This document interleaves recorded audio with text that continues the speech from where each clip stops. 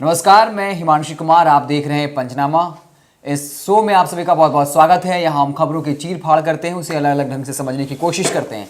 मंत्रिमंडल का विस्तार तो हो गया, लेकिन नमन सर ने कहा भी था, शो में हमने बताया भी था कि इस तरीके से नीतीश कुमार ने जिस तरीके से मंत्रिमंडल का विस्तार किया है, उसका काउंटडाउन भी जो है अब शुरू होने वाला है।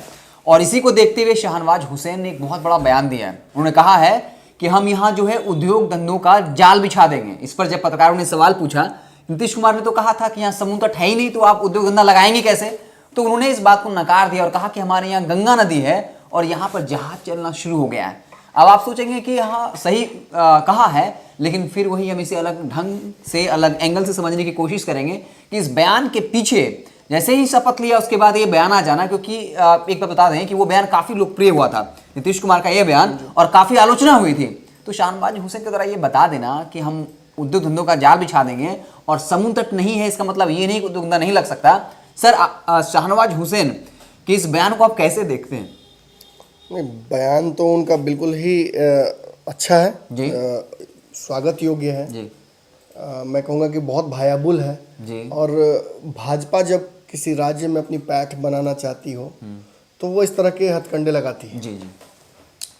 पिछली बार नरेंद्र मोदी जी ने कहा था कि हम आपको पैसे देंगे, लोगों से बोली भी लगवाई थी और उन्होंने वो पैसा डिलीवर नहीं किया। बहुत सारा उसका बड़ा हिस्सा रह गया है।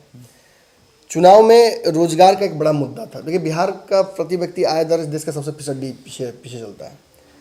यहाँ बेरोजगारों के पास कोई रास्ता ही नहीं है पैसे कमाने का, और बिना पैसे का कैसे चल सकता है आप खुद समझिए। और हमारा जिस तरह का समाज है कि कोई व्यक्ति अगर बेरोजगार बैठा हुआ हो तो उसे मजबूर कर देगा समाज की आत्महत्या ही कर ले। वो इतना ताने मारे जाते हैं, घर के लोग भी मारते हैं, बड़े बुजुर्ग परिवार सदस्य के लोग, ससुराल के लोग। तो उन परिस्थितियों में व्यक्ति का गुस्सा निकल कर बाहर आता है। इस चुनाव में नीतीश कुमार को उस गुस्से को झेलना पड़ा था। इसको समझते हुए सुशील मोदी, जो कि अर्थशास्त्री हैं, उन्होंने गेम खेला। उन्होंने शब्दों के साथ छेड़छाड़ की। उन्होंने रोजगार की बात की, नौकरी की बात नहीं की कि हम 19 लाख रोजगार देंगे। इसके पहले वहीं उसी जगह पर, उसी परिस्थिति में तेजस्वी यादव ने नौकरी देने की बात की थी कि पहले ही अपने कलम से 10 लाख को नौकरी देंगे। बहुत मुश्किल नहीं है। टर्म एम्प्लॉयमेंट का एक नया सगुफ्ता बिहार में नीतीश कुमार जी ने ला दिया है कि कुछ दिनों के लिए आपको टेम्पोररी अरेंजमेंट करके नौकरी दे देंगे, मेरा कहा हुआ काम भी हो जाएगा, आपका भी काम हो जाएगा। लेकिन हाँ, वहीं हम राष्ट्रीय स्तर पर देखते हैं तो भले ही बहुत सारे पूर्वाग्रह हैं भाजपा की सरकार के साथ जुड़े हुए, लेकिन एक चीज़ जरूर है कि रोजगार सृजन को लेकर कई अलग अलग स्कीम्स दिख रही हैं। पिछली बार आपको याद होगा कि राजीव प्रताप रूढ़ी को दिया गया था स्किल डेवलपमेंट विभाग, जिसमें उन्होंने अच्छा काम नहीं किया, उनसे वो विभाग छीन लिया मोदी जी ने। उस विभाग के तहत बिहार में कई संभावनाओं को बढ़ाया गया था। बीएड और जो आईटीआई क्लासेस हैं उनको बढ़ाया गया था। स्किल डेवलपमेंट के लिए सरकार ने बहुत सारे फंड्स को रिलीज़ किया था। लेकिन फिर कोरोना आ गई और कहीं ना कहीं वो जो मंत्रालय था उसका काम भी बहुत अच्छे से नहीं कर पाए रूढ़ी जी, जिसकी वजह से वो बिहार उसका उपयोग पूरी तरह से यूटिलाइजेशन नहीं कर पाया। लेकिन धीरे धीरे हमने देखा कि इस चुनाव में एक बड़ा मुद्दा रोजगार बनकर आया। चाहे गन्ना के जो चीनी मिल हों या बिहार के अलग अलग जो रोजगार धंधे हों, क्योंकि देखिए बड़ी इंडस्ट्री तो है नहीं बिहार में, तो ऑब्वियसली लोगों को रोजगार के लिए बाहर जाना पड़ेगा। और जब कोरोना जैसी कोई स्थिति आती है और रिवर्स एक्सोडस होता है, पलायन जब उल्टा होता है माइग्रेशन, तो इससे क्या होता है ना कि सरकार एक्सपोज हो जाती है जी। और उस स्थिति में हमारे से न्यूज चैनल्स की भूमिका भी बढ़ जाती है। हमने कोई कसर नहीं छोड़ी, सरकार की उस कमी को हमने पूरी तरह से उजागर कर दिया। सरकार के पास मौके थे कि जो लोग वापस आए हैं उनका पंजीकरण कर लें। सरकार ने बकायदा कहा भी था कि जो लोग यहाँ हैं मनरेगा के तहत नौकरी रोजगार दिया जाएगा, काम दिया जाएगा, लेकिन हमने देखा है कि कोरोना के दौरान ही लोग जो है यहाँ से लौटने लग गए थे। बड़ी संख्या। भूखे पेट कितने दिन रह सकते हैं, वही बीमारी मार दे, लेकिन भूख से तो नहीं मरना चाहे कोई। वही परिस्थिति हुई। और जब नीतीश कुमार पूरी तरह से एक्सपोज हो गए तो उनके पास इस चुनाव में एक उनके चेहरे पर वो हार थोड़ी सी दिख रही थी पूरे चुनाव में। अंत में आके कहना कि ये मेरा अंतिम चुनाव है, ये सारी चीजें वहीं आकर साबित करती हैं कि नीतीश को पता था कि कुछ ना कुछ कमियां रह गई हैं और बैगेज है पुराना। 15 साल में बहुत सारे गलत डिसीजंस भी लिए होंगे, उनका भी भार पड़ेगा इस पर। तो इस कारण से रोजगार एक बड़ा मुद्दा हो जाता है। अब बताइए, नीतीश कुमार को बिहार से खिसकाने का, उनको खत्म करने का, समाप्त करने का सबसे बड़ा हथियार अब क्या हो सकता है बताइए? रोजगार सबसे बड़ा मुद्दा हो सकता है। इसी से न तेजस्वी यादव ने काटने की कोशिश की जी, इसी से न बचाने की कोशिश की सुशील मोदी जी ने। और अचानक जो तेजस्वी की लोकप्रियता बढ़ी है उसके पीछे यही वजह रहा है कि सरकार की नौकरी देना। और इसी मुद्दे पर सुशील मोदी ने बचाने की भी कोशिश की सरकार को, 10 की जगह 19 करके, शब्दों से खेल के। पहले तो मजाक उड़ाया गया कि ये संभव ही नहीं है। अब आप एक बात समझिए कि जब यही बात आज भाजपा के नेता कहते हैं, वो नेता जिनको नीतीश कुमार का रिप्लेसमेंट बनाकर लाया गया है जी, शहनवाज हुसैन, बिहार में, मैंने आपको 2-3 पंचनामा में हमने जिक्र किया है, आप ही से साथ बात लगातार हो रही थी कि इनका जो दोनों का एक दूसरे के प्रति रहा है इतिहास, अटल बिहारी वाजपेयी के ही मंत्रिमंडल से कद का दोनों के साथ प्रभाव रहा है बिहार में। दोनों चाहते थे अपना प्रभाव हो। सेकुलर जब नीतीश कुमार हुए तो शहनवाज हुसैन बहुत हमलावर हुए थे इन पर, तो इस प्लान का हिस्सा है। और देखिए, बंगाल की तरफ बढ़ना है, असम की तरफ बढ़ना है, चुनाव कई जगहों पर आने वाला है, और उनको लेकर एक भाजपा भी अपना फेस लिफ्ट करना चाहेगी कि क्यों ना एक लिबरल मुसलमान को सामने कर दे। एक तरफ योगी जी हार्डकोर हिंदुवादी और दूसरी तरफ एक प्रो मुस्लिम चेहरे को सामने कर दे, तो कैसा रहेगा? कितना अच्छा रहेगा भाजपा की जो छवि कैसे जाएगी? लेकिन ये तो आगे की रणनीति है, इसमें मैं नहीं पढ़ूंगा। फिलहाल जब हमने इस खबर में ये बात कही है कि भाजपा टेक ओवर की स्थिति में आ गई है, भाजपा टेक ओवर करना चाहती है, किस चीज़ की? सरकार की। कल 8-9 पे जब मंत्रालय का सेटिंग हुआ तो मुझे सबसे ज़्यादा अचंभा हुआ। मुझे लगा कि भाजपा ऐसा कैसे कर सकती है? भाजपा नीतीश कुमार को बराबर कैबिनेट की सीटें क्यों दे सकती है? इसलिए क्योंकि नीतीश कुमार ने जिन लोगों को मंत्री बनाया है उसमें ज़्यादातर लोग उनके नए हैं, उन पर उनका प्रभाव उतना ही है जितना पहले किसी नए व्यक्ति पर हो सकता है आपका प्रभाव। वहीं भाजपा ने बहुत चालाकी से कट ऑफ कर दिया है नीतीश कुमार के सारे प्रॉक्सीज को। केवल एक, वो भी नए मंत्री बने हैं, क्या नाम है इनका, बांकीपुर से नितिन नवीन। तो इस वजह से बहुत ज़्यादा भी प्रभाव इनका नहीं रहेगा। इन्फॉर्मेशन आपको मिल सकती है, लेकिन उस इन्फॉर्मेशन को एग्जीक्यूट कर पाना की ताकत जो है वो आपके पास नहीं है, क्योंकि सरकार के बड़ी भाई तो ऑब्वियसली भाजपा है। लेकिन इस टेक ओवर की जो परिस्थिति बनाई गई है वो कैसे बनाई गई? नीतीश कुमार ने समुद्र की बात की थी, एक एक करके। जब देखिए, एक हमारे यहाँ बहुत इस तरह के मुहावरे लगातार देता रहता हूँ ताकि रेफरेंसेस देना आसान हो जाए, क्योंकि हमारे पास एग्जैक्ट प्रूफ नहीं है। किसी नेता ने नहीं कह दिया कि मैं ऐसा करूँगा ही। ये ब्रेड क्रम्स है, और ब्रेड क्रम्स को समझाने के लिए, और अनफॉर्चुनेटली हमें ज़्यादा समझाना पड़ जाता है, क्योंकि लोग, बहुत सारे लोग हैं यहाँ फेक न्यूज़ वाले कि फेक न्यूज़ है, फेक न्यूज़ है, वो समझाना पड़ जाता है। अगर परिवार में जब कोई बुजुर्ग उस स्थिति में पहुंच जाता है कि अब उसकी बुद्धि उतनी काम नहीं कर रही है, उसकी जो निर्णय लेने की क्षमता है वो प्रभावित हो रही है, तो क्या किया जाता है? कुछ निर्णयों को उनके सामने रखा जाता है। पहले उन निर्णयों को ध्वस्त किया जाता है कि आपने कहा कि यहाँ गेट नहीं लगाना चाहिए, देखिए चोरी हो गई। पहले तो आपको उनको गलत साबित करना पड़ेगा, और उसकी एक सीरीज आप जब लगाइएगा तब जाके आप उनको वहाँ से हटाइएगा और उनके स्थान पर खुद या जो भी नेक्स्ट उत्तराधिकारी हो उनको वहाँ स्थापित कीजिएगा। शायद मैंने समझा लिया जो समझाना चाहता हूँ ये बात कहकर। अब मैं आना चाहता हूँ उस जगह पर, नीतीश कुमार की बातों को कॉन्ट्राडिक्ट करके लगातार, चाहे जब प्रशासन की सुशासन की बात हो तो गृह मंत्रालय छीनने की बात हो, मंत्रिमंडल विस्तार को लेकर जो समीकरण बिगड़ना चाहते थे उस समीकरण को काटने की व्यवस्था हो, नीतीश कुमार का एक हमेशा से रहा है सॉफ्ट कॉर्नर अल्पसंख्यकों के प्रति, शहनवाज हुसैन को वहाँ बिठाना हो, कृषि कानून पर नीतीश कुमार को घेरना हो, इन सारी स्थितियों में आप समझिएगा नीतीश कुमार को कॉर्नर करने के लिए एक और स्टेटमेंट आ गया, और नेक्स्ट डे ही आ गया। उद्योग मंत्री ही क्यों बनाया गया शहनवाज हुसैन को? क्योंकि उद्योग से ही नीतीश कुमार को अब डिसलॉज किया जाएगा। भाजपा अगर बिहार में थोड़ी बहुत भी केंद्रीय शक्ति है, ताकत में है, पूरी रिसोर्सफुल है, भाजपा शुरू से चाहती है कि आत्मनिर्भर बिहार बनाए।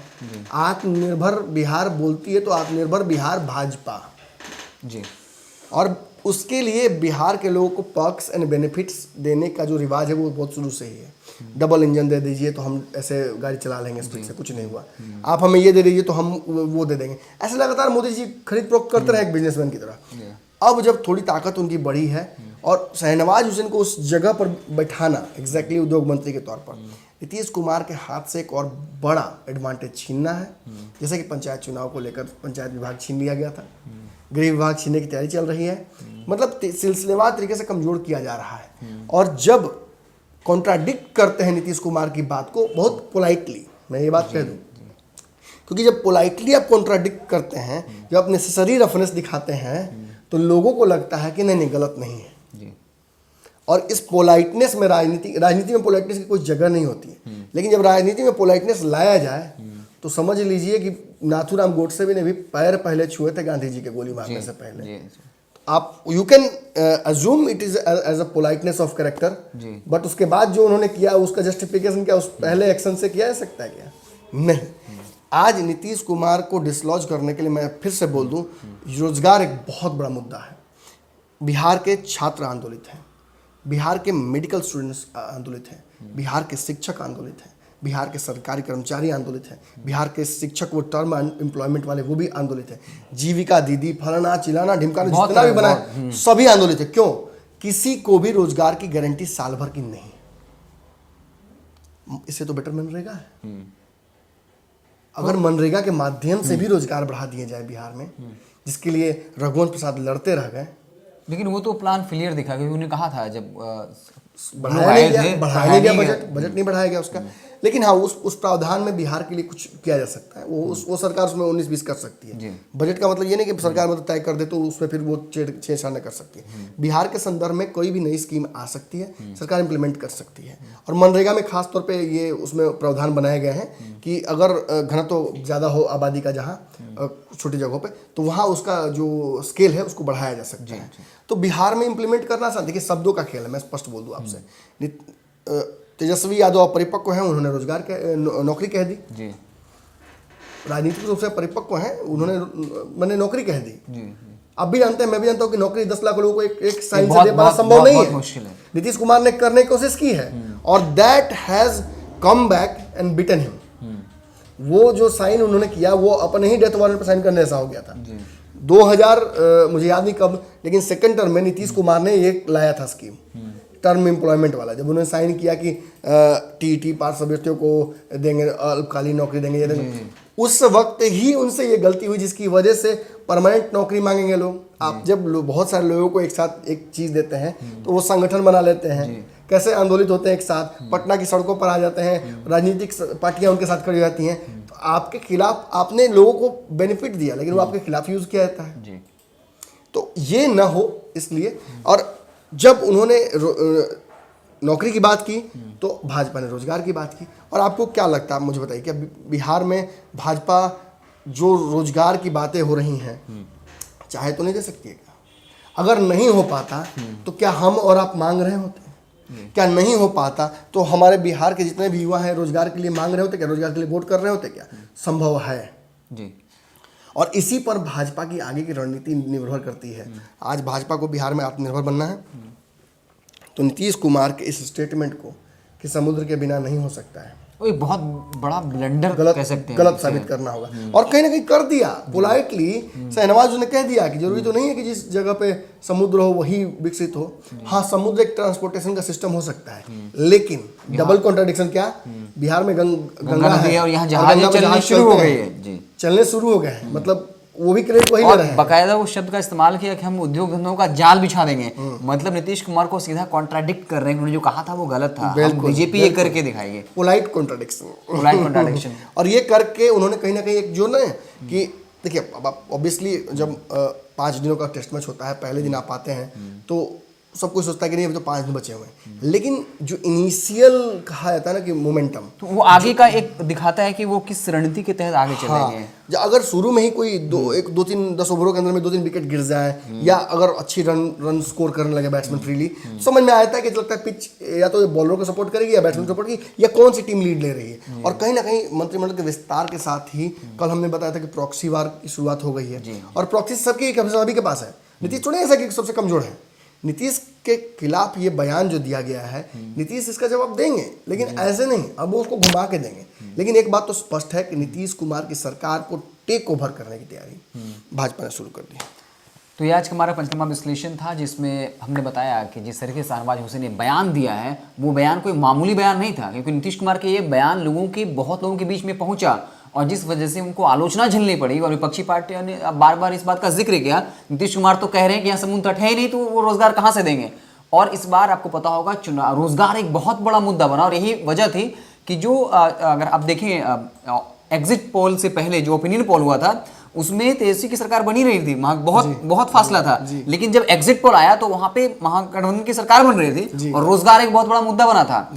और ये रोजगार आने वाले दिनों में भी मुद्दा बनेगा। और इसी बीच शाहनवाज हुसैन का मीडिया के सामने आकर बोलना शपथ ग्रहण के तुरंत बाद कि हम तो उद्योग धंधों का जाल बिछा देंगे, ये नीतीश कुमार को कॉन्ट्रैक्टेड करने के लिए जो रणनीति है। और आगे इसी पर जो है शाहनवाज हुसैन लगातार अपना प्रभाव दिखाएंगे एनडीए के अंदर। पॉजिटिव राजनीति है, पॉजिटिव राजनीति ये होना चाहिए। इससे आप काट नहीं सकते। इससे आप काट सकते हैं यही करके कि आप इससे बेहतर संभावनाएं लें, बेहतर प्रपोजल लाएं, क्रॉस प्रपोजल। तो ये आज का हमारा पंचनामा विश्लेषण था। आप देखते रहे भारत लाइव, हम आपको पल पल की खबरों से लगातार अपडेट करते रहेंगे। अगर ये वीडियो पसंद आई और वह बिहार के राजनीति और बिहारियत से सरोकार रखेनी तो सब्सक्राइब बटन दबा के चैनल के सब्सक्राइब कर ली। ओजे एगो घंटी बा, ओकरा बटन दबा देला से कुल सटीक और मारक खबर रुआ मुफ्त में मिल जाई। अगर रुआ पत्रकारिता के हमनी के नया प्रयोग में सहयोग कर चाहतानी तो ज्वाइन बटन दबा दी। पेटीएम नंबर नोट कर ली 9386816700। धन्यवाद।